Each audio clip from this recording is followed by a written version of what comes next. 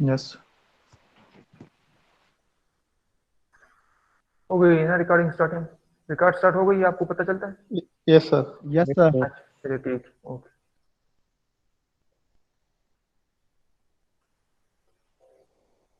अच्छा, power point presentation नजर आ रहा है? सर प्लीज आवाज थोड़ा स्लो आ रही है सर जी। आप लोगों को मेरी आवाज़ सही आ रही है? जी यस सर, सर। आपकी आवाज़ ठीक है सर। अच्छा जी। और स्क्रीन नज़र आ रहा है? Yes sir. जी सर। अच्छा जी। Yes sir. चलिए अच्छा, बिस्मिल्लाहिर्रहमानिर्रहीम। सॉरी फॉर द इनकन्वीनियंस, यहाँ पे क्लासरूम में कंप्यूटर में थोड़ा सा मसला था। अच्छा, जो सब्जेक्ट इस सेमेस्टर में हम पढ़ेंगे इंशाल्लाह तो है इंजीनियरिंग हाइड्रोलॉजी। और इसके लिए जो टेक्स्ट बुक है हमारे पास, introduction to hydrology, fourth course content में तो फिफ्थ एडिशन लिखा हुआ है, लेकिन हमारे मेरे पास फिफ्थ एडिशन जो है ये अवेलेबल नहीं था पीडीएफ में। जो फोर्थ एडिशन है वो ऑलरेडी मैं गूगल क्लासरूम के ऊपर अपलोड कर चुका हूँ। और ये दो जो रिमेनिंग रेफरेंस बुक लिखे हुए हैं ये भी आप लोग अपने लिए डाउनलोड कर सकते हैं इंटरनेट से अपने हेल्प के लिए। अच्छा, व्हाट इज हाइड्रोलॉजी? आप में से कोई बता सकता है what is hydrology? Yes yes sir, sir. जब हम सर जो इसमें वाटर स्टडी ऑफ के वाटर बारे में का। जो स्टडी हम करते हैं। सर हाइड्रोलॉजी बेसिकली टू, मतलब ये डिवाइड हुए हाइड्रो एंड लॉजी। लॉजी को हम लोगों भी कहते हैं, बायो में हम पढ़ते थे। तो जी जी। हाइड्रो मीन्स वाटर और लोगो मीन्स स्टडी ऑफ साइंस। तो स्टडी ऑफ साइंस या स्टडी ऑफ वाटर या साइंस ऑफ वाटर। अच्छा जी, सही। तो बेसिकली हाइड्रोलॉजी जो है ये दो लफ्जों का कॉम्बिनेशन है, हाइड्रो और लाजी। हाइड्रो कहते हैं वाटर को, और लाजी स्टडी को भी कहा जाता है और साइंस को भी कहा जाता है। तो basically hydrology is the study of water, और we can say it is the science of water. अगर थोड़ा सा अच्छे तरीके से हम डिफाइन कर ले, it is the branch of science. देखिए यहाँ पे, it is the branch of science which deals with the study of water of the अर्थ। अगर थोड़ा और अच्छे तरीके से डिफाइन कर ले तो ये हमारे पास बन जाता है कि it is the study of occurrence, circulation and distribution of water with in and between the physical and biological components of the environment. Environment में जो है वाटर की अकरेंस और इसकी डिस्ट्रीब्यूशन को पढ़ने का नाम जो है ये हाइड्रोलॉजी है। ठीक है। Yes sir. अच्छा, हाइड्रोलॉजी की इंपॉर्टेंस क्या है, यानी इस सब्जेक्ट की हमें क्या इंपॉर्टेंस क्या है इस सब्जेक्ट को पढ़ने का? एनीवन? सर सर जो इसमें जो सर हाइड्रोलिक साइकिल जो हम पढ़ते हैं, जो मतलब ये जो समंदर से हम एवापोरेट होते हैं वाटर, तो वो कंडेंस होते हैं, उसके बाद फिर ये प्रेसिपिटेशन होती है सर, मतलब वो फिर बारिश के जरिए हम वो नीचे गिरती है। तो ये जो सारा साइकिल है, तो इसको हम इसलिए पढ़ते हैं कि अच्छा जी। हमें। अच्छा, एनीवन इज? सर कोई जहाँ पे और? वाटर होगा तो वहाँ पे सर लाइफ एग्जिस्ट होगी, अगर वाटर नहीं होगा तो वहाँ पे नहीं होगी। जिस तरह ये बाकी स्पेसेस है वहाँ पे भी रिसर्च हो रखी है, वाटर अगर अवेलेबल हो तो वहाँ पे भी लाइफ एग्जिस्ट होगा। इसी तरह एक हमजा ने भी एक्सप्लेन किया कि जो साइकिल वगैरह वो भी हमें स्टडी करते हैं। अच्छा, एनीवन इज? कोई और? और सर अच्छा इस जी। सब्जेक्ट में, सर हम इस सब्जेक्ट में जो वाटर स्टडी करते हैं तो ये अर्थ वाटर है या ग्राउंड, मतलब सरफेस वाला या ग्राउंड वाला दोनों है? दोनों दोनों। अच्छा, इस जिन जिन स्टूडेंट्स ने भी क्लासरूम को ज्वाइन किया हुआ है तो अटेंडेंस के लिए आप अपना नाम और अपना आईडी नंबर जो है वो कमेंट करते जाए, तो जिनकी कमेंट होगी तो उनकी अटेंडेंस फिर प्रेजेंट मार्क होगी। ठीक है। Okay sir.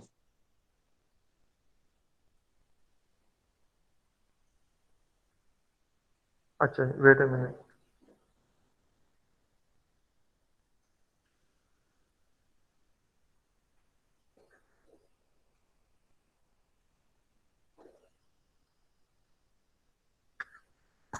अच्छा, तो हाइड्रोलॉजी, इंपॉर्टेंस ऑफ हाइड्रोलॉजी क्या है इस स्लाइड पे जरा देखें कि हमारे पास it is necessary for determining maximum probable flood. इसके जरिए जो है जो मैक्सिमम फ्लड हमारे पास आ सकता है उसको हम एस्टिमेट कर सकते हैं। इसके अलावा ये इंजीनियर को फैसिलिटेट करती है किस चीज के लिए? To find out the relation between surface water of catchment and underground water resources. जो जेर जमीन पानी है और जो जमीन के ऊपर पानी है, इन दोनों के दरमियान दरमियान जो है ये रिलेशनशिप स्टडी करने का नाम भी जो है ये हाइड्रोलॉजी है। ये इंजीनियर्स को फैसिलिटेट करती है इस रिलेशनशिप को स्टडी करें between the surface water and underground water resources. इसके अलावा for knowing the quantity and quality of an area of water of an area लिखना चाहिए था, of water of an area, यानी किसी इलाके में पानी की या किसी राइवर में पानी की क्वांटिटी कितनी है, क्वालिटी कैसी है। This is the importance, these all are the importance of hydrology. इसके अलावा management of water resources for irrigation, water supply etcetera. Irrigation purpose के लिए भी जो है इस वाटर को, यानी हम अगर राइवर में डिस्चार्ज को फाइंड कर ले कि हमारे पास इस राइवर में या प्रेसिपिटेशन की वजह से कितना डिस्चार्ज पॉसिबल है, तो उसकी भी हम प्रिडिक्ट कर सकते हैं किस चीज के लिए, ताकि इरिगेशन पर्पज के लिए हम फिर उस वाटर को यूटिलाइज कर सकें। The variation of water production from catchments can be calculated. किसी केजमेंट से हम वाटर की प्रोडक्शन को कैलकुलेट कर सकते हैं। केजमेंट किस चीज को कहते हैं? केजमेंट का मतलब ये होता है कि आपके पास वो एरिया जो किसी एक स्पेसिफिक पॉइंट पे जहां से पानी डिस्चार्ज होता हो, यानी आप एक माउंटेन्स को जरा इमेजिन कर लीजिए। Let me draw. फर्ज करें ये माउंटेन, आप लोग को स्क्रीन नजर आ रहा है ना? Yes sir. अच्छा, Yes, ये sir. फर्ज करें हमारे पास एक दो माउंटेन्स है। अब यहाँ पे इस रिज लाइन को आप देख ले और इस रिज लाइन को आप देख ले, तो इस एरिया का, यानी इस पूरे एरिया का जो पानी होगा बारिश के बाद, वो पानी यहाँ पे आके यहाँ पे आएगा और यहाँ पे कलेक्ट होगा। ठीक है, फर्ज करें यहाँ पे हमारे पास एक राइवर है, तो इस एरिया का वाटर जो है वो एक स्पेसिफिक पॉइंट के ऊपर आके कलेक्ट हो रहा है या नहीं? जी सर। Yes sir. हाँ, तो इस पॉइंट पे अगर करेंगे ये हमारे पास हो गया एक केजमेंट एरिया। अब अगर इस साइड पे हम देख ले और इस साइड पे देख ले, तो इस साइड का पानी जो है ये किसी यहाँ पे इस तरह जाएगा और किसी दूसरे पॉइंट पे जाके कलेक्ट होगा। तो this is another catchment area and this is one catchment area, this is another catchment area. Is it clear? Sir इसको रन ऑफ भी कहते हैं। नहीं, इस एरिया की मैं बात कर रहा हूँ। हाँ, जो रन अप की बात आप करें ना, वो आगे जाके हम पढ़ने वाले हैं। हाँ, इसको रन अप भी कहते हैं। जो सरफेस के ऊपर जो पानी बहता है ना बारिश की, उसको रन अप भी कहा जाता है। ये आगे जाके हम पढ़ने वाले हैं। अभी जो मैं एक्सप्लेन करना चाहता हूँ वो है केजमेंट एरिया। तो केजमेंट एरिया की समझ आ गई है? Yes sir. Yes Yes, sir. sir. अच्छा, ठीक है। तो इसके बाद comprehensive hydrological study for establishing location and span of bridges. तो ब्रिजेस को डिजाइन करते वक्त भी जो राइवर में पानी बहता है ना, उसको मद्देनजर रखा जाता है कि क्या इस पानी की बहाव कितनी है, जो मैक्सिमम प्रोबेबल फ्लड हमारे पास एक्सपेक्टेड है वो कितना होगा। तो इसी के बेस के ऊपर जो ब्रिज है उसकी स्पेन और उसकी लोकेशन को डिसाइड किया जाता है। Is it clear?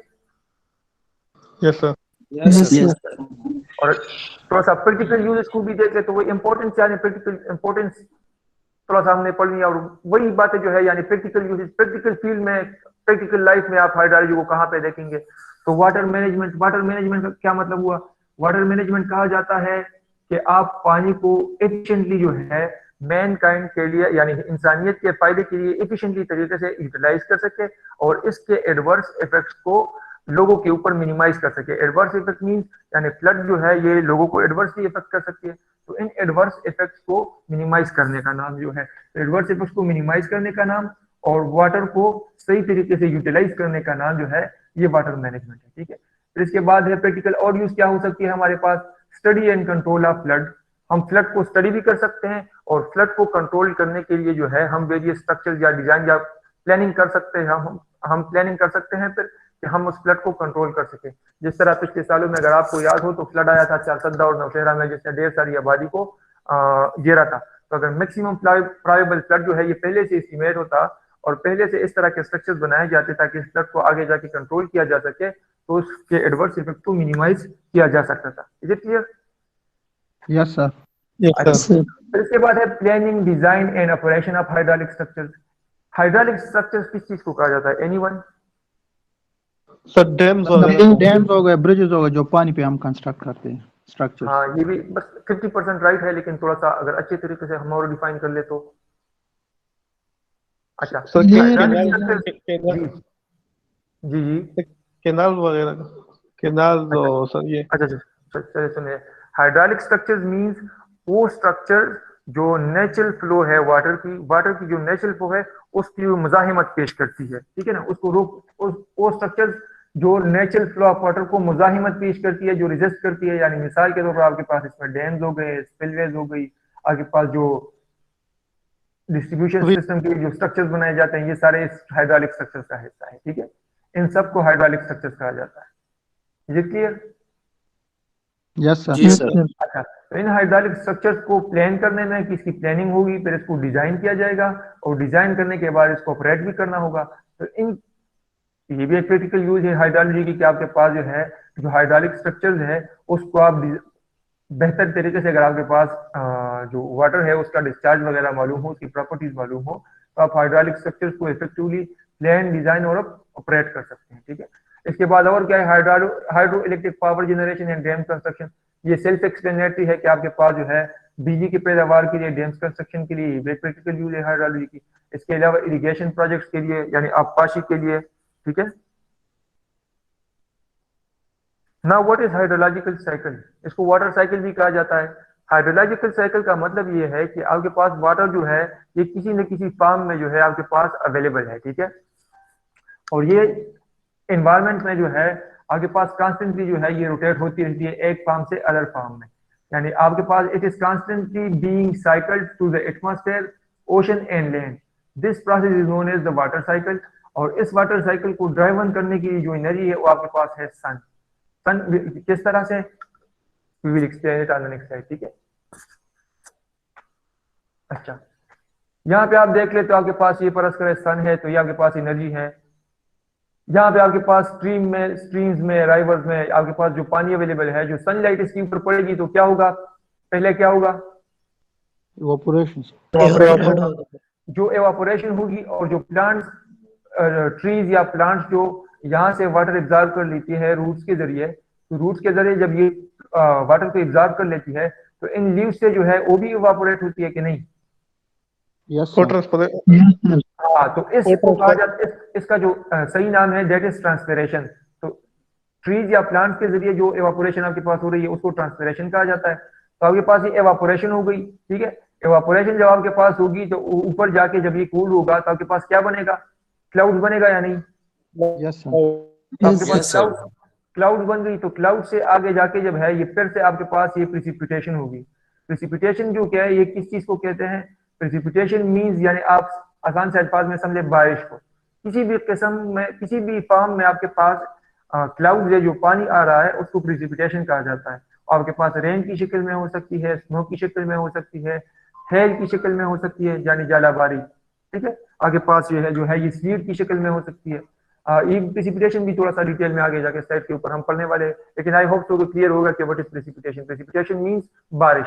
ठीक है, Yes, sir. Yes sir. अच्छा जब आप प्रेसिपिटेशन होगा तो कुछ पानी जो है ये दरख्तों के ऊपर गिरेगा, दरख्त के पत्तों के ऊपर रह जाएगा, कुछ पानी जो है ये नीचे जमीन के ऊपर गिरेगा। तो जो पानी जो है वो दरख्तों के ऊपर रह जाता है या किसी बिल्डिंग के छत के ऊपर रह जाता है उसको इंटरसेप्शन कहा जाता है। इंटरसेप्शन मीन वो पानी जो जमीन तक नहीं पहुंच पाता बल्कि ऊपर किसी न किसी चीज के ऊपर रह जाती है। ठीक है, यस सर। फिर इसके बाद जो है कुछ जो जब जमीन के ऊपर आपके पास पानी गिरता है तो ऑटोमेटिकली तो पानी बहता नहीं है, बल्कि कुछ पानी जो है ये जमीन एब्जॉर्ब कर लेती है। तो जो जमीन एब्जॉर्ब कर लेती है उस पानी को कहा जाता है infiltration. Yes, just sir. Wait a minute जरा। जी सर। जी वालेकुम सलाम। जी जी जी जी।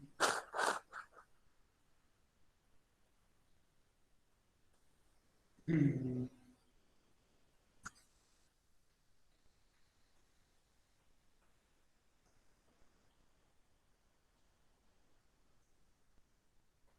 सर अगर हम जब 11:30 बजे की वक्त पे सर जी आवाज अभी नहीं आ रहा। सर जी पर कॉल बंद हो गया।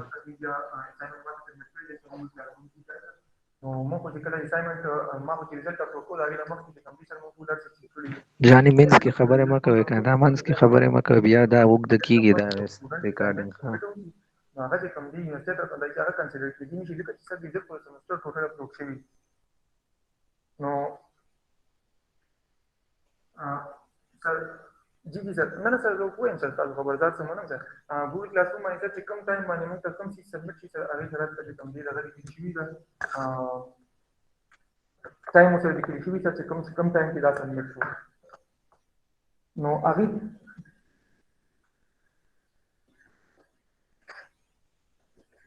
मैंने सर हमदारी राशि का भी इस्तीफा नो बिल्कुल जज कर सकता है हमदारी राशि का 11 बजे मात्र मिल जाएगी।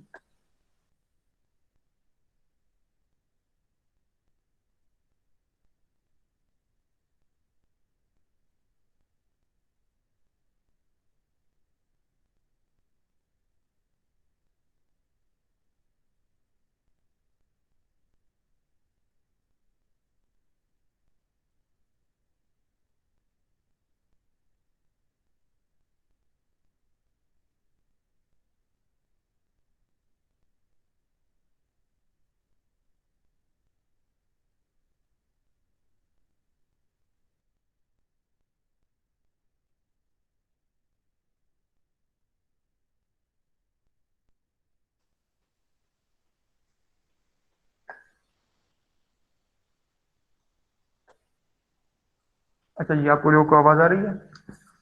Yes sir.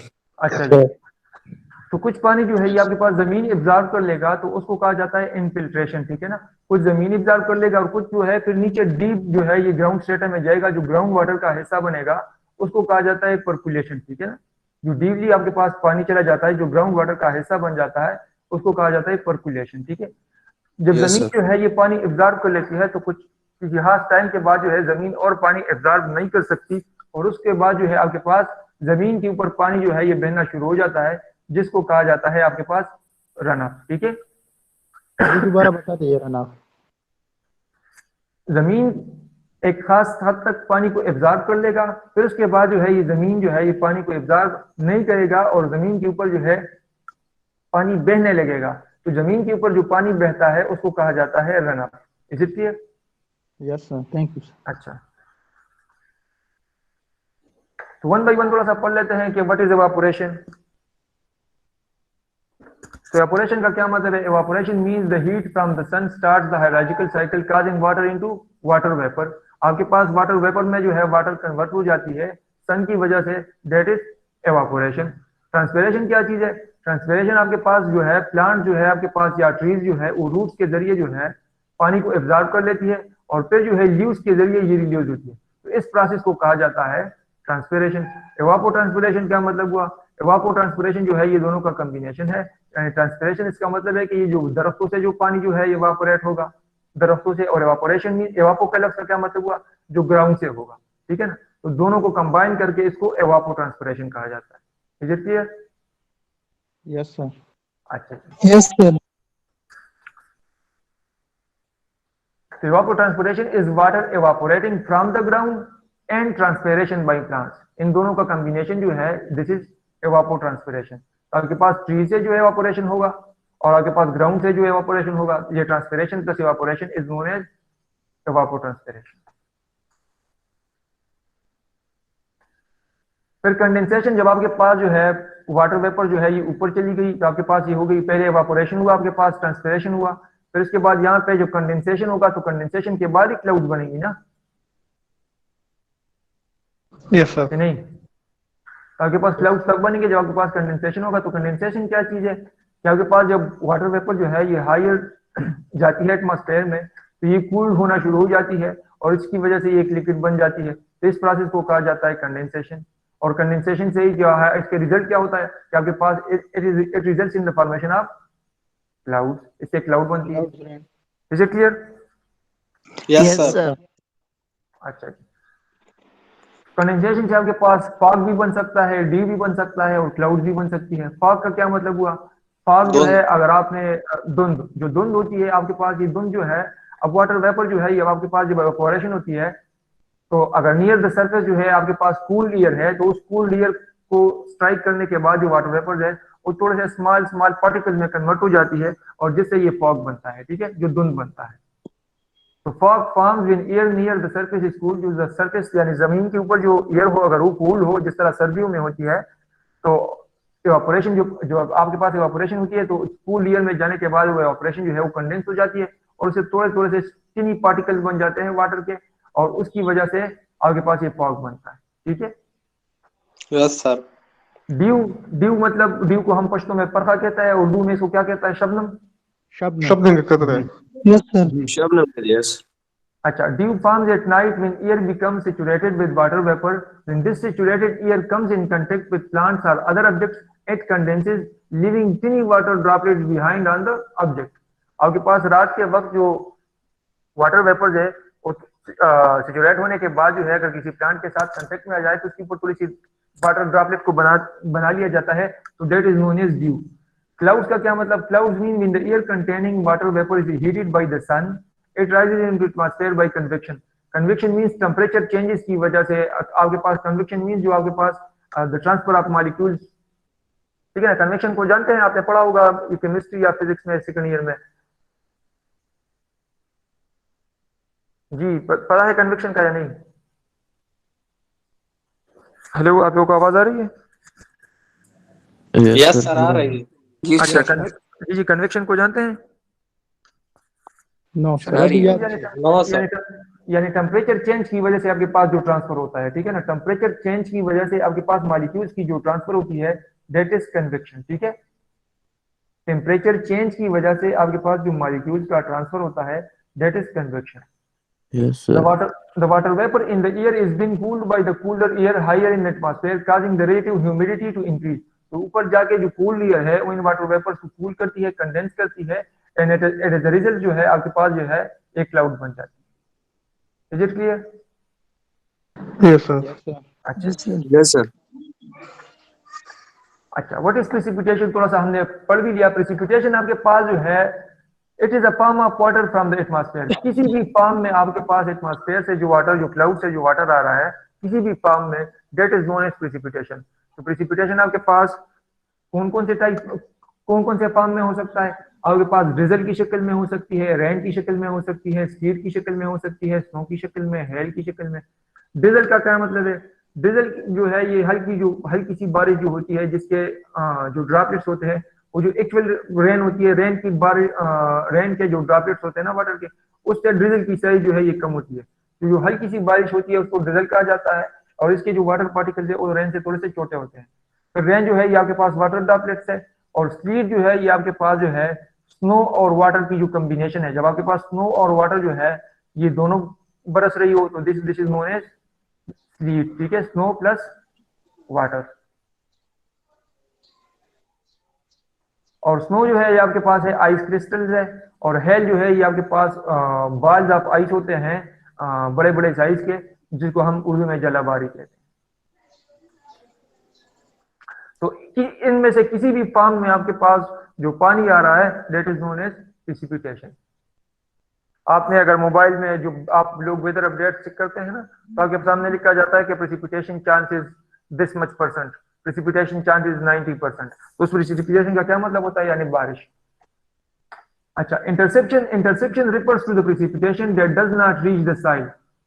ओ प्रेसिपिटेशन यानी बारिश का ओ पानी जो साइल को नहीं पहुंचता, बल्कि किसी चीज जो है वो इसको इंटरसेप्ट कर लेता है, यानी रोक लेता है। जिस तरह मिसाल के तौर पर आपके पास है लीव्स या branches of plants in the forest, तो ठीक है ना, आपके पास ट्रीज या प्लांट्स के जो ब्रांचेस है तो वो आपके पास कुछ ना कुछ पानी को रोक लेता है, and that is known as interception.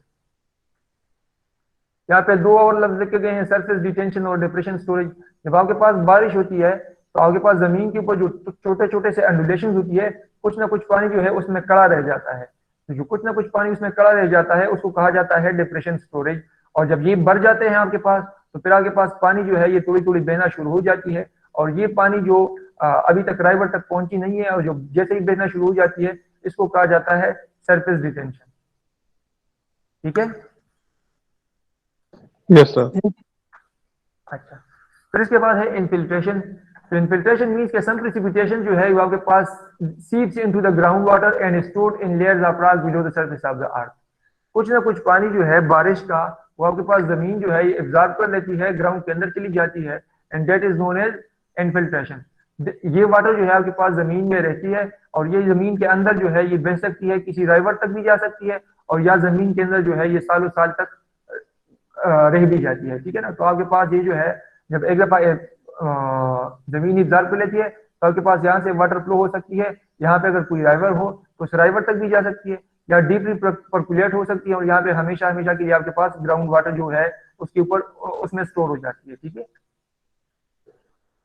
तो this process of precipitation seeping into the ground is called infiltration. और आपके पास जब इनफिल्ट्रेशन होती है तो उसके बाद आपके पास जो परकुलेशन है, परकुलेशन मीन कि आपके पास वो पानी जो बिल्कुल जो है डीपली जो है जमीन के अंदर चला जाता है और मुस्तकिल तौर पर जो ग्राउंड वाटर का हिस्सा बन जाता है उसको कहा जाता है परकुलेशन। तो आपके पास ये हो गया ग्राउंड वाटर परकुलेशन। इनफिल्ट्रेशन साइल कुछ वाटर जो है पहले आएगा, साल में एब्जॉर्ब होगा, साइल में रह जाएगा, और कुछ पानी जो है ये जमीन में नीचे जाता जाएगा, और जो नीचे ग्राउंड वाटर टेबल है, जो जमीन जो पानी है उसका परमानेंटली हिस्सा बन जाता है। ठीक है? सर जी जी सर एक क्वेश्चन था सर, पीछे स्लाइड में जाए सर। सर इसमें एवापोरेशन किस हद तक होगी सर? इन्फिल्ट्रेशन तक या ये नीचे वाले उसमें भी होगी सर क्या एवापोरेशन? मतलब? सर एवापोरेशन सर जी जी किस हद तक होगी सर, किस लेयर तक इसमें?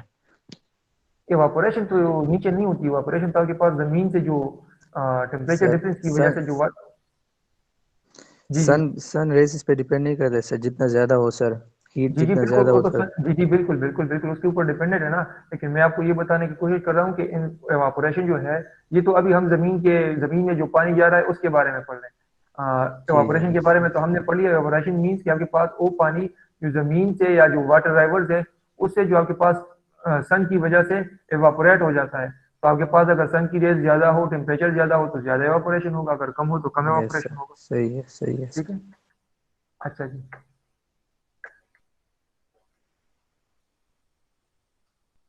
If the terrain is sloping, infiltrated water starts to flow under gravity. This flow is termed as subsurface flow. It can be further categorized into interflow and base flow. आगे पास जमीन में जो पानी चला जाता है ना, तो अगर शेलो डेप्थ के ऊपर हो, सतह के करीब हो, तो उसको कहा जाता है इंटरफ्लो।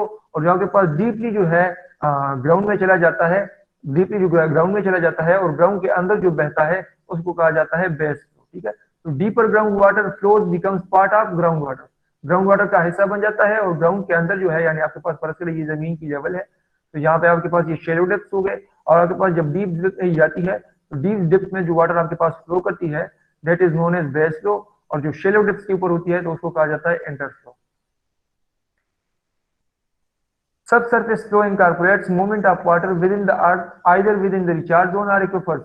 After infiltrating, subsurface water may return to the surface or eventually seep into the ocean. Subsurface water means कि आपके पास जो वाटर जो है, यानी इन्फिल्ट्रेशन के बाद जो साइल में जो वाटर होगा, अब इन्फिल्ट्रेशन के बाद यानी फर्ज करें ये मैं दिस इज ग्राउंड सरफेस। अब इन्फिल्ट्रेशन के बाद जो पानी यहाँ पे साइल में है ना, यहाँ पे जो पानी है, अब यह पानी जो है यहाँ पे इस तरह बहना शुरू होगा। ठीक है ना। तो जमीन के अंदर अंदर बहेगा और हो सकता है यहाँ पे एक राइवर हो और जमीन के अंदर अंदर बहते बहते इस राइवर तक पहुंच जाए। ठीक है ना। और या जो है जेर जमीन जो आपके पास एक्विफर्स होते हैं, तो एक्विफर का हिस्सा बन जाता है। एक्विफर को जानते हैं आपके पास, what is aquifer? No sir.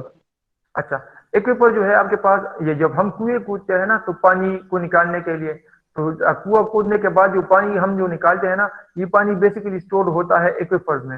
Aquifers means कि आपके पास जमीन में आपके पास ओपन स्पेस या साइल पे भी मुश्तमिल हो सकती है, जहां पे आपके पास पानी जो है ये स्टोर होता है। ठीक है।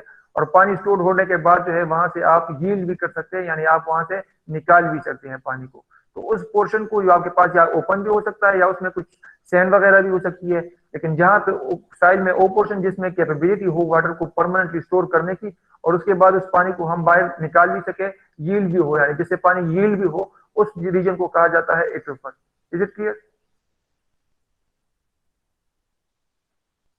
जी इज यस इट क्लियर? लेकिन सर, यस सर। जी जी सर जब हम ये बोर वगैरह करते हैं एक्वेफर तक जब हम पहुंचते हैं तो सर वहाँ पे अक्सर वो कहते हैं कि अगर स्टोन वगैरह आ जाए तो वो पानी ज्यादा फिल्टर होगा बनिस्बत सैंड वगैरह के, तो सर उसकी क्या रीजन होती है? आपके पास जो जमीन पानी जाता है ना, तो आपके पास जमीन के जो वेरियस लेयर्स है, तो इससे गो थ्रू होके फिर नीचे पहुंचती है। ठीक है ना। तो ये एक यस। कुदरती तौर पर अल्लाह ताला ने इस सैंड को एक फिल्टर बनाया हुआ है इस पानी के लिए कि इसको साफ कर सके। इन्वायरमेंटल इंजीनियरिंग 1 का सब्जेक्ट अभी आप लोग पढ़ रहे हैं। यस सर यस इस सर, आज पहला इन्वायरमेंटल क्लास है। इन्वायरमेंटल इंजीनियरिंग 1 इस सेमेस्टर में है और इन्वायरमेंटल इंजीनियरिंग 2 अगला सेमेस्टर में। जी सर। अच्छा, यस सर। इन्वायरमेंटल इंजीनियरिंग 1 में या इन्वायरमेंटल इंजीनियरिंग 1 या 2 में जो है आप लोग पढ़ेंगे स्लो सैंड फिल्टर और रैपिड सैंड फिल्टर। तो वो सैंड के बिट के ऊपर मुश्तमिल होती है, रेत के ऊपर, और उसके ऊपर जो है ये पानी जो है ये छोड़ा जाता है और उस सैंड से परकुलेट होने के बाद जो है आपके पास साफ हो जाती है। ठीक है। तो ये आगे जाके आप पढ़ेंगे भी कि ग्राउंड के ऊपर जो है अगर आपके पास किसी जगह को आपने वाटर सप्लाई करना हो तो उसको आप किस तरह से जो है फिल्ट्रेट कर सकते हैं, साफ बना सकते हैं। उसके 2 किस्म के फिल्टर जो है ये यूज होते हैं, एक को कहा जाता है रैपिड सैंड फिल्टर और एक को कहा जाता है स्लो सैंड फिल्टर। तो ये जो जिस तरह का आपका क्वेश्चन पूछना, तो ये इन डिटेल जो है एनवायरमेंटल इंजीनियरिंग में आप पढ़ेंगे कि किस तरह से जो है ये सैंड जो है ये आपके पास this is a reason behind के क्यों सैंड से पास होने के बाद जो है ये वाटर आपके पास साफ हो जाती है। ठीक है। अगर प्रैक्टिकली भी आपने कभी ऑब्जर्व किया हो तो या आप खुद भी प्रैक्टिस कर सकते हैं इसके ऊपर। आप किसी ऐसे बेड में सैंड ले जिससे सैंड जो है ये नीचे न जाए, उसके ऊपर आप जो है ये गंदा पानी को डालें जिसमें आपके पास मिट्टी हो, और जब आपके पास उस सैंड से परकुलेट होने के बाद जो आपके पास मिलेगी किसी बॉटल में, तो आपके पास उससे थोड़ी सी साफ हो, तो ऑलरेडी थोड़ी सी साफ हो गई होगी। उसकी वजह यह है कि उसमें जो इम्प्योरिटीज होती है वो सैंड अपने पास रोक लेती है। ठीक है, यस सर। अच्छा, जमीन के उस सतह के ऊपर जो पानी बहता है उसको रन अप कहा जाता है। ठीक है, ऑन हार्ड और फ्रोजन ग्राउंड, सब जमीन के ऊपर या आपके पास चाहे नरम जमीन हो या चाहे फ्रोजन ग्राउंड हो, किसी टाइम के बाद, अब जिस तरह कंक्रीट का फ्लोर है तो उसमें तो आपके पास पानी एब्जॉर्ब किए बगैर डायरेक्टली इसके ऊपर बहना शुरू हो जाता है। इसी तरह अगर आपके पास कोई मिट्टी की ग्राउंड हो तो आपके पास जो है उसमें कुछ पानी जो है पहले एब्जॉर्ब हो जाता है, फिर उसके बाद रन अप शुरू हो जाती है। ठीक है, तो आपके पास most of the precipitation is unable to seep below the ground. वो प्रेसिपिटेशन जो ग्राउंड में सीप नहीं करती, ग्राउंड में नीचे नहीं जाती, ये प्रेसिपिटेशन जो है जमीन के ऊपर फ्लो करती है। ठीक है ना, और किसी राइवर तक या लेक तक पहुंच जाती है। तो इस पानी को कहा जाता है run up. Some of this water will then evaporate and rejoin the hydrological cycle while other water will remain in the body of water. This process of water traveling over the ground and collecting in a body of water is called surface runoff. जमीन के ऊपर वो पानी जो आपके पास बहता है और किसी राइवर तक पहुंचता है उसको कहा जाता है run up. Is it clear? Yes sir. Yes sir. अच्छा जी। स्टोरेज मीन्स कि आपके पास या जमीन के सतह के ऊपर या ज़ीर जमीन आपके पास जो पानी जो है ये परमानेंटली स्टोर हो जाता है। ठीक है, कुछ पानी जो है आपके पास जमीन के ऊपर भी किसी लेक में आपके पास सेव हो जाता है, और कुछ पानी जो है ये जमीन के अंदर आपके पास एक्वाफर्स में सेव हो जाती है। तो इस पानी को जो स्टोर हो जाता है आपके पास उसको कहा जाता है स्टोरेज। अच्छा, फिर इसके बाद है एनी क्वेश्चन टिल नाउ? यहाँ तक कोई क्वेश्चन है? No sir. No sir. अच्छा जी, फिर इसके बाद है water budget equation. Water budget equation का क्या मतलब कि आपके पास जो पानी आ रहा है वो कहाँ तक जा रहा है, यानी इनपुट क्या है और आउटपुट आपके पास क्या चीजें हैं। ठीक है ना, तो इनपुट और आउटपुट के दरमियान जो इक्वेशन है आपके पास उसको कहा जाता है वाटर बजट। अब यहाँ पे देखिए, अगर आपके पास जो प्रेसिपिटेशन होती है तो प्रेसिपिटेशन आपके पास एक क्या चीज, प्रेसिपिटेशन का आपके पास क्या चीज है? इनपुट है ना आपके पास। Yes sir. अच्छा, तो इस इनपुट से जो है कुछ आउटपुट भी होंगी, कुछ पानी जो है आपके पास जाया हो जाएगा, कुछ इवापोरेशन होगा। तो इनपुट से आपके पास आउटपुट को अगर हम सब्ट्रैक्ट कर ले तो इससे क्या चीज बन जाएगा? Change in storage. यानी इनपुट जो आ रहा है ना प्रेसिपिटेशन, तो उसमें से जो अगर लॉसेस को, अगर इस आउटलेट्स को, अगर लॉसेस को हम एलिमिनेट कर दे, सब्ट्रैक्ट कर दे, हमारे पास क्या चीज बच जाएगा? वो पानी जो आपके पास स्टोरेज में जो चेंज लाती है ना, फर्स्ट से आपके पास वाटर टेबल पहले यहाँ पे था, अब यहाँ पे पहुंच गई है। So this is a change in the storage. So input minus output will be equal to change in storage. Is it clear?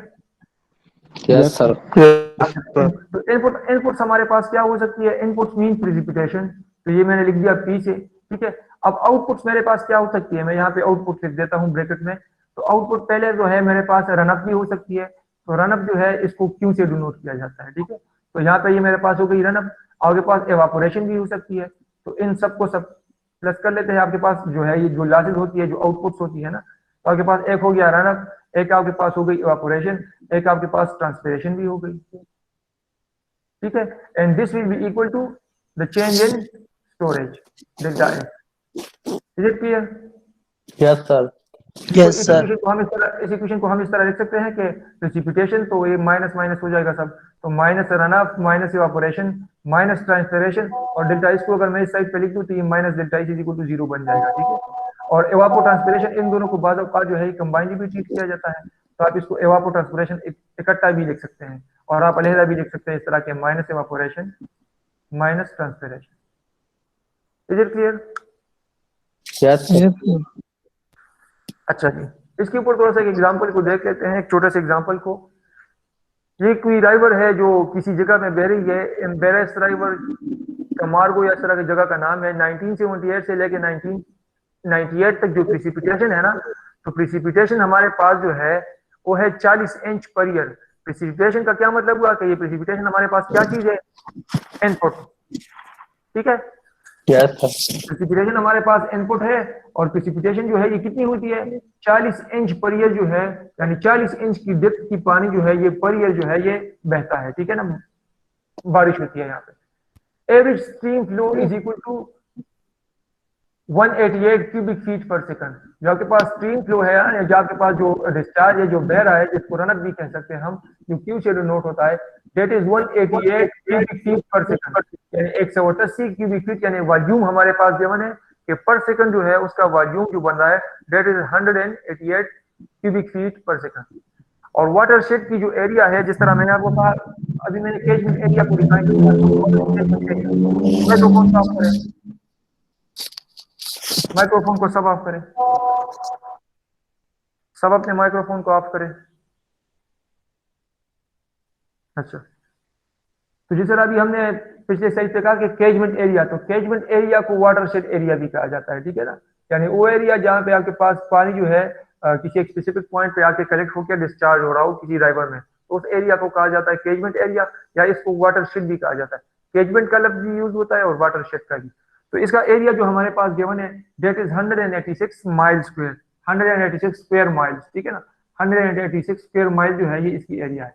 हमसे क्या चीजें मांगी है, एस्टिमेट द एवरेज एनुअल एवापोट्रांसपिरेशन, एवापोट्रांसपिरेशन हमसे मांगा गया है for this watershed and this period assuming net groundwater flows and changes in storage are negligible। हमें ये बताया गया है कि ग्राउंड वाटर फ्लो या जो चेंज इन स्टोरेज है वो आपके पास नेग्लिजिबल है। नेग्लिजिबल मींस के चेंज इन स्टोरेज आपके पास जीरो है, ठीक है। The density of water is constant, और आपके पास डेंसिटी ऑफ वाटर जो है ये आपके पास कांस्टेंट है। जब भी डेंसिटी ऑफ वाटर आपके पास कांस्टेंट होगी तो वॉल्यूम, या आप वॉल्यूम की बात कर ले या आप मास की, तो दोनों आपके पास सेम होगी, ठीक है। अब प्रेसिपिटेशन जो हमारे पास गिवन है that is 40 inch per year, और जो डिस्चार्ज है हमारे पास यानी जो आउटपुट है, दिस इज इनपुट और दिस इज आउटपुट। ये हमारे पास इनपुट आई से मैं डिनोट कर लेता हूं, एंड दिस इज आउटपुट। अब ये इंच पर ईयर में है और ये क्यूबिक फीट पर सेकंड में है, तो या तो इस प्रेसिपिटेशन को हमें क्यूबिक फीट पर सेकंड में कन्वर्ट करना चाहिए, वॉल्यूम में कन्वर्ट करना चाहिए, और या जो है इस क्यू को हमें इस यूनिट में कन्वर्ट करना चाहिए, ताकि दोनों को हम यूज कर लें। हमारे पास जो इक्वेशन बनेगा तो that is precipitation minus discharge यानी run up minus evaporation and transpiration, तो ईटी से मैं डिनोट कर लेता हूं, will be equal to change in storage. और यहाँ पे हमें कहा गया है कि change in storage is negligible which means equal to 0, तो ये हमारे पास इक्वेशन बन जाएगा। Is it clear? Yes sir. तो ईटी को मैं यहाँ पे लिख देता हूँ, तो मेरे पास ये हो गया ईटी, एवापोट्रांसपिरेशन मेरे पास बराबर होगा प्रेसिपिटेशन माइनस डिस्चार्ज। तो प्रेसिपिटेशन जो है ये इंच पर ईयर में है, तो इस इंच को पहले फीट में कन्वर्ट करने के लिए 12 के ऊपर डिवाइड कर लेते हैं, ठीक है। तो 12 के ऊपर जब हम डिवाइड कर लेंगे ना, तो ये फीट में कन्वर्ट हो जाएगा या नहीं? Yes sir. अच्छा, यस सर।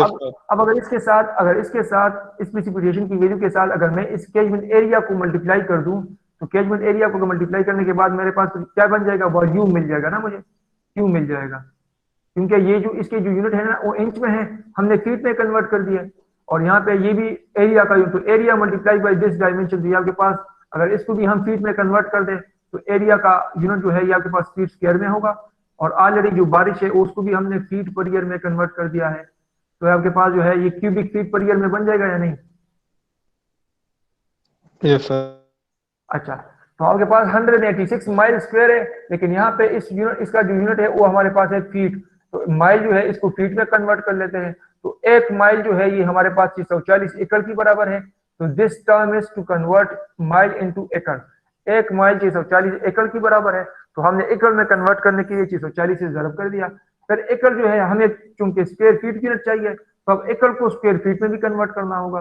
तो एक एकड़ जो है ये इतने स्क्वायर फीट की बराबर होती है। तो ये टर्म जो लिखा गया है इसका मतलब ये है कि इस एकड़ को अब हम स्क्वायर फीट में कन्वर्ट कर रहे हैं। तो अभी हमारे पास ये स्क्वायर फीट में है, और ये ऑलरेडी इंच को जो है 12 के ऊपर हमने डिवाइड किया हुआ है, तो ये भी हमने स्क्वायर फीट में कन्वर्ट किया हुआ है। नाउ दिस ऑल इन सबको जब हम मल्टीप्लाई करें तो ये हमारे पास वैल्यू आ जाएगा। And this is the precipitation. तो कितनी प्रेसिपिटेशन हो रही है हमारे पास? 1.73 जब 10 क्यूबिक फीट पर ईयर जो है प्रेसिपिटेशन हमारे पास हो रही है। Is it clear? Yes sir. और जो डिस्चार्ज का यूनिट था हमारे पास वो हमारे पास गिवन है। आई होप सो कि आप यूनिट को कन्वर्ट कर सके। इन चीजों में तो कोई कंफ्यूजन नहीं है ना, सिर्फ यूनिट कन्वर्जन है, ठीक है।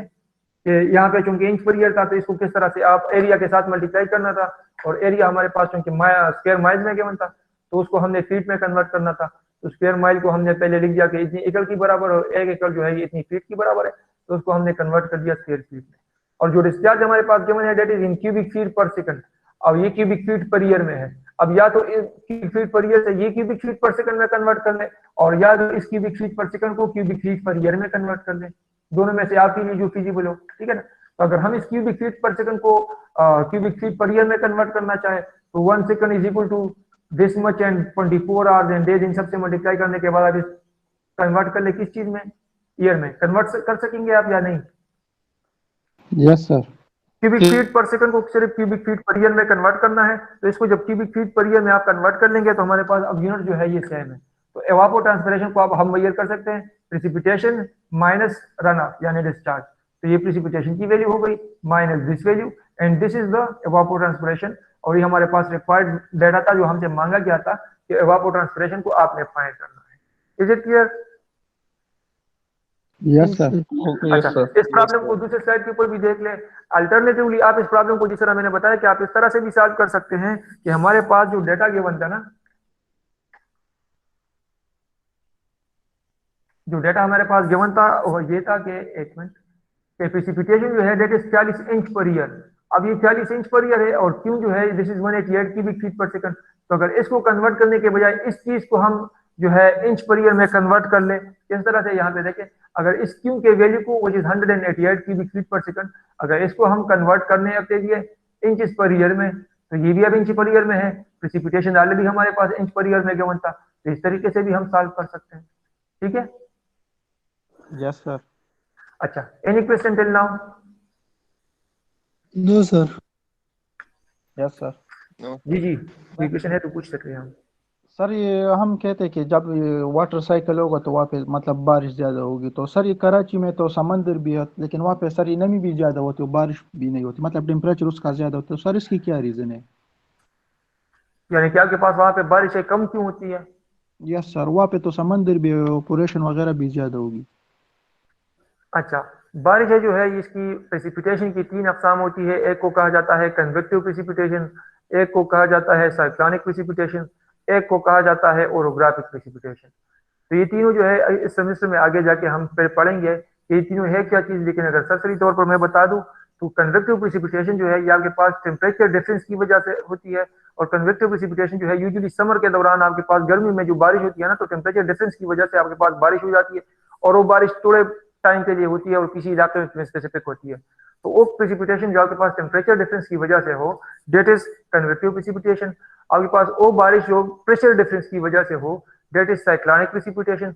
और आपके पास वो बारिश जब आपके पास जो एयर जो है ना, एयर आपके पास हवा जो है ये जब बड़े माउंटेनों को स्ट्राइक करके ऊपर जाती है और उसकी वजह से क्लाउड से जो बारिश बरसती है, उसको कहा जाता है ओरोग्राफिक प्रेसिपिटेशन। तो आपके पास जो है ये प्रेसिपिटेशन के जो वेरियस अकसाम है ना, अब ओरोग्राफिक प्रेसिपिटेशन आपके पास कहाँ पे होगा? जहाँ पे आपके पास माउंटेन ज्यादा होंगे। ठीक है? साइक्लोनिक आपके पास कहाँ पे होगा? जहाँ पे आपके पास प्रेशर डिफरेंस होगा। और कन्वेक्टिव कहाँ पे होगा? आपके पास जहाँ पे टेम्परेचर डिफरेंस ज्यादा होगा। तो अब कराची में आई सपोज, मुझे इसका एग्जैक्टली इल्म नहीं है, लेकिन आई सपोज के इसी तरह का होगा कि आपके पास कन्वेक्टिव प्रेसिपिटेशन वहाँ पे होती है, तो आपके पास वहाँ पे इसलिए बारिश कम होती है क्योंकि वहाँ पे तो सिर्फ टेम्परेचर डिफरेंस जो है इसकी एक रीजन है, और ओरोग्राफिक प्रेसिपिटेशन तो वहाँ पे पॉसिबल है ही नहीं। Is it clear? Yes sir. लेकिन फिर भी इसको थोड़ा सा आप भी सर्च कर ले, मैं भी थोड़ा सा डिटेल में देख लूंगा, हो सकता है इसके और भी कोई रीजन हो। ठीक है?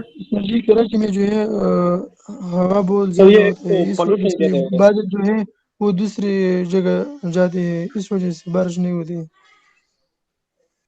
इस वजह से बारिश नहीं होती।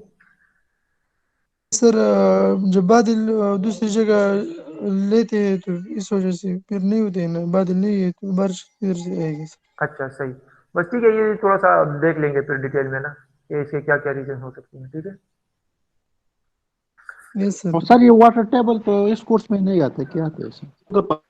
क्या मतलब? ये वाटर टेबल जब हम राइज करते हैं। वाटर टेबल जो है आपके पास चेंज इन स्टोरेज जो है ये आपके पास, अब वाटर टेबल आपके पास जो है कितनी डिप्थ के ऊपर है, तो जो चेंज इन स्टोरेज होगा आपके पास, उससे आप नए वाटर टेबल की लोकेशन को फाइंड कर सकेंगे ना कि आपके पास जो वाटर टेबल होगा उन अब कहाँ पे होगा। ठीक है? Yes sir. और सर ये अभी लाहौर में 420 फीट तक मतलब नीचे वाटर टेबल चला गया, तो सर इसकी क्या रीजन हो सकती है? वहाँ पे तो पॉपुलेशन ज्यादा है लेकिन प्लांट्स वगैरह भी तो है। कराची में? लाहौर में सर। अच्छा, लाहौर में। अच्छा, उसकी तो एक रीजन ये है ना कि आपके पास जो है स्क्रीन नजर आ रहा है आप लोगों को? Yes sir. अच्छा, उसकी एक वजह ये है ना कि आपके पास जो वाटर है ना, वो आपके पास जो वाटर टेबल है वो दिन ब दिन जो है वो नीचे गिरती चली जा रही है। और वो क्यों गिरती चली जा रही है? क्योंकि नीचे से तो हम वाटर को ड्रैग कर लेते हैं, यील्ड कर लेते हैं, लेकिन ऊपर से जो प्रेसिपिटेशन होती है वो पानी जो है वो पहले जमाने की तरह जमीन तक नहीं पहुंच पाता। क्यों? किस वजह से? ये पोल्यूशन की वजह से। अब जिस तरह प्लास्टिक की बैग है, जिस तरह प्लास्टिक की जो एक वेस्ट है वो जमीन के अंदर जो है ये डंप हो जाता है, ठीक है ना। अब ये प्लास्टिक से तो पानी जो है ये पास नहीं हो सकता, तो ये प्लास्टिक जो है ये पानी को रोक लेती है, और इसी तरह जो नीचे जमीन में जो वाटर टेबल है वो नीचे चलती चली जा रही है, और वाटर जो है ये हमारे पास वेस्ट होता जा रहा है, ये रिवर में जाके बह जाता है, ठीक है। तो इस वजह से जो है ये वाटर टेबल नीचे चली जाती है, और पानी हमें फिर अगर 100 फीट पे पहले मिला था तो फिर 120 फीट पे मिल जाती है, ठीक है। जैसे सर अगर इस तरह हम करें कि सरफेस वाटर को यूज करें तो फिर ज्यादा बेहतर नहीं होगा, क्योंकि हम तुम्हारा तो ऑलरेडी वाटर टेबल नीचे चला जा रहा है पाकिस्तान का।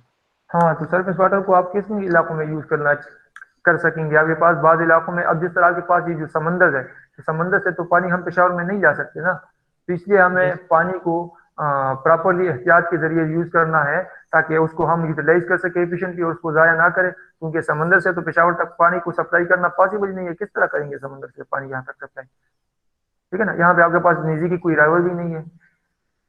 इसी तरह ढेर सारे आपके पास ऐसे इलाके हैं जिससे जो सरफेस वाटर है वो आप वहां तक प्रोवाइड नहीं कर सकते। अब फर्ज करें जो नॉर्थन एरियाज है जो आपके पास 10-11,000 फीट के ऊपर है, ठीक है, फर्ज करें आपके पास वहाँ पे पानी है ही नहीं, तो वहां तक आप पानी किस तरह प्रोवाइड करेंगे? वाटर पंप के जरिए? दैट इज नॉट इकोनॉमिकल, वो पॉसिबल ही नहीं है। Yes sir. सर ये सिर्फ अक्सर ये रूरल और अर्बन एरियाज में सर कुछ जगहों पे ये डेजर्ट्स वगैरह है, तो वहाँ पे सर हम पानी सप्लाई नहीं कर सकते क्योंकि वहाँ पे बिल्कुल किल्लत है पानी। क्यों? कर सकते हैं ना, लेकिन बाद औकात आपके पास जो है अब अपने इलाकों में आप देख लिया, आपका ताल्लुक कहाँ से है? चारसदा शपकदर से। अच्छा, चारसदा शबकदर से। आपने नाम सुना होगा ललम जमीन। ललम जमीन को जानते हैं? क्या सर? ललमा। यस सर, ललमा, यस सर। ललमा का क्या मतलब होता है? लमदशांची प्रस्तशांच भी सर। नहीं नहीं नहीं, ललमा पश्तो में उस जमीन को कहा पानी जाता है जो जहां तक पानी को सप्लाई करना पॉसिबल ना हो। यानी परस करे आपके पास जो ग्राउंड, जो आपके पास सरफेस के ऊपर जो फ्लो है, परस करे वो जमीन आपके पास उससे 20 फीट के हाइट के ऊपर हो, ठीक है ना। तो जहां तक जहां के जिस जमीन के लिए आपके पास जो है ये पानी जो है, इरिगेशन का पानी जो है आपके पास अवेलेबल ना हो यूजिंग ग्रेविटेशनल फ्लो, तो उस जमीन तक हम पानी तो नहीं पहुंचा सकते। तो यूजुअली इसके ऊपर जो है ये कोई फसल वगैरह हम नहीं उगाते, तो उस जमीन को कहा जाता है ललमा जमीन। अब चारसदा को देख ले, जो मोस्टली प्लेन एरियाज है उसमें भी ढेर सारा इस तरह की जमीन है जहाँ पे हमारे पास ग्रेविटेशनल फ्लो के जरिए उसको हम इरिगेट नहीं कर सकते। यानी अगर आप इमेजिन कर ले, आपके पास जो राइवर बह रहा है ना, उस राइवर के दोनों साइड के ऊपर जो जमीन होती है वो थोड़ी सी राइवर से एलिवेटेड पोर्शन के ऊपर होती है, ठीक है। Yes sir. तो उस राइवर नीचे नीचे राइवर बह रहा है और ऊपर की जमीन जो है वो हमारे पास ऐसी पड़ी है, उसको हम इरिगेट नहीं कर सकते ग्रेविटेशनल फ्लो के जरिए। तो और हमारे लिए, हम जैसे लोगों के लिए जो डेवलपिंग कंट्री है, हमारे लिए तो पॉसिबल ही नहीं है कि हम वाटर पंप्स को लगाए जिसको हम ऑपरेट करें जनरेटर के जरिए और अपने इलाकों को इरिगेट करते जाए। उसके ऊपर जो कास्ट आएगा उससे कम तो जमीन फसल उगाएगी, तो इकोनॉमिकल है ही नहीं। Is it clear? Yes sir. और सर ये गवर्नमेंट की भी यही पॉलिसी है, मतलब जब हम ये मोटरवे पे जाते हैं वहाँ पे एक चैनल है तो उसको सर नीचे रखा हुआ है कि उस करीब के जो जमीन है वो सैराब ना हो सके, तो सर ये तो गवर्नमेंट की भी गलत पॉलिसी है ना? नहीं नहीं नहीं, इस बात को आप समझ नहीं है। ये जमीन चैनल को, और जो जिस चैनल की आप बात कर रहे हैं ना, तो ये चैनल जो है ये नीचे जाके किसी ऐसे इलाकों को सप्लाई किया जाता है। जिस तरह आप चारसदा की बात करें ना, तो एक चारसदा से जाके जो उसके बाद जो इलाका है ना शहर आगे ना, तो ये वहां पे जो जमीनें है ना ये उसके लिए प्लेन की गई है और उसके लिए बनाई गई ताकि वहां के जमीनों के लिए पानी पहुंच सके। और जो चारसदा की जमीन है उसके लिए जो इससे पहले कोई पे ड्राइवर होगा तो उससे छोटे छोटे जो है ये ब्रांचेस लिए होंगे, जिसको हम पश्तो में कहते हैं कि लख्ती, ठीक है ना। Yes sir. जो थोड़े से डिस्ट्रीब्यूटेड आपके पास इससे पहले लिए गए होंगे वो आपके पास चारसदा की जमीन को इरिगेट करने के लिए होते हैं, ठीक है। तो ये जो पानी होता है ना आपके पास, ये जो नहरें वगैरह बहती है, ये तो प्लानिंग इसीलिए की गई है ताकि आपके पास जो नीचे इलाके हो उन तक पानी को सप्लाई किया जा सके, ठीक है। अच्छा जी, थोड़ा सा कोर्स कंटेंट्स को देख ले। कोर्स कंटेंट्स, इस कोर्स का जो कोड है दैट इज C321 और कोर्स का नाम है इंजीनियरिंग हाइड्रोलॉजी। इस थोड़ा सा हमने पढ़ लिया। ये हमारे पास टेक्स्ट बुक है जो पहले स्लाइड के ऊपर भी अवेलेबल है और जो रेफरेंस बुक है हमारे पास। इस कोर्स के जो प्रोग्राम लर्निंग आउटकम है और कोर्स लर्निंग आउटकम के वो यहाँ पे इस टेबल में मेंशन है। कोर्स लर्निंग आउटकम जो है ये आपके पास इसके 3 है। आपके पास ये आपके पास कोर्स लर्निंग आउटकम है और ये तीनों चीजों जो है इन पीरियड्स के साथ मैप किए गए हैं। पीरियड्स का क्या मतलब होता है? Programme learning outcome. तो प्रोग्राम लर्निंग आउटकम नंबर 1 और प्रोग्राम लर्निंग आउटकम नंबर 2। तो पीरियड 1 कौन सी होती है? Engineering knowledge. इन चीजों को आपको समझ है या नहीं? आप इन चीजों को जानते हैं? Yes sir. अच्छा, तो पीरियड 1 जो है ये इंजीनियरिंग नॉलेज है। इंजीनियरिंग नॉलेज में आपके पास कोई भी चीज जा सकती है, ठीक है ना। और PEO2 जो है ये आपके पास 12 आपके पास पीरियड्स होते हैं। Total number of periods are 12, जिसमें नंबर 1 आपके पास है इंजीनियरिंग नॉलेज, नंबर 2 आपके पास है प्रॉब्लम एनालिसिस, नंबर 3 आपके पास जो है ये डिजाइन है। फिर उसके बाद नंबर 4 जो है वो मुझे याद नहीं है कि कौन सा है। नंबर 5 जो है ये मॉडर्न टूल यूसेज है। फिर इस तरह 6, 7, 8 नंबर जो है वो एथिक्स से रिलेटेड है। फिर सर 9, 10, 11, 12 और 12 नंबर जो है वो है लाइफ लॉन्ग लर्निंग। तो इन जो पीरियड नंबर 2 है दैट इज प्रॉब्लम एनालिसिस। तो प्रॉब्लम एनालिसिस मींस कि इस कोर्स को पढ़ने के बाद आप में जो सलाहियतें होंगी वो ये है कि आपकी प्रॉब्लम को एनालाइज करने के काबिल होंगे, किसी प्रॉब्लम को एनालाइज कर सकते होंगे। और ये हमारे पास है हमारा लेक्चर प्लान है कि वीक वाइज जो है हम कौन कौन से लेक्चर पढ़ेंगे, कौन कौन से टॉपिक्स पढ़ेंगे, ठीक है। और फिर ये नीचे लिखा हुआ है आपके असेसमेंट किस तरह से होगी। तो अब यहाँ पे देखिए कोर्स मैपिंग आपके पास जो असेसमेंट होगी ना आपकी असाइनमेंट असेसमेंट आपके पास किस चीज के ऊपर होगी? असाइनमेंट के ऊपर, क्विज के ऊपर और सिर्फ मिड टर्म एग्जाम के ऊपर। कौन से सीरीओ की? सीरीओ नंबर 1 की असेसमेंट जो है आपके पास इस चीज के ऊपर होगी।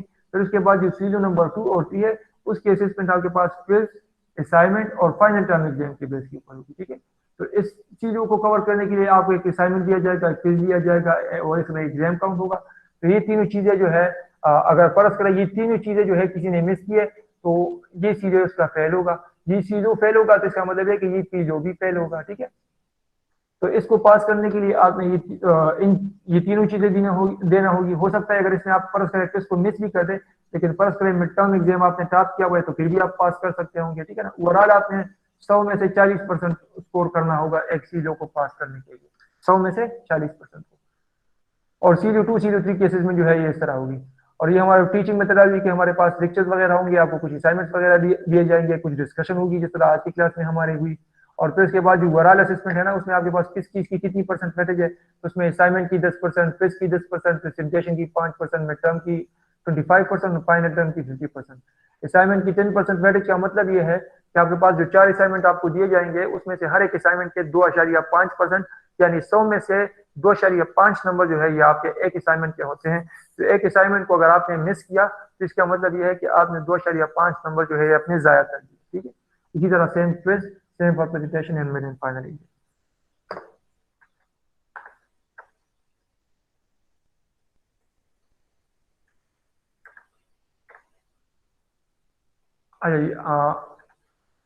आप सबने जो है अपने आईडी नंबर जो है ये कमेंट कर लिए हैं?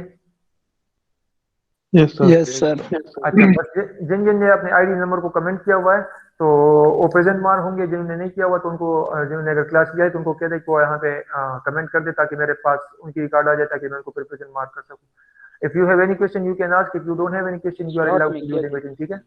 आप मीटिंग को लीव कर सकते हैं। Okay sir, thank you. Okay जी, अल्लाह हाफिज। अल्लाह हाफिज सर। ये डाउनलोडिंग के ऑप्शन सर ऑन करके फिर हम इस वीडियो को डाउनलोड करें लेक्चर। ठीक है, ठीक है। तो लास्ट सेमेस्टर में जिस तरह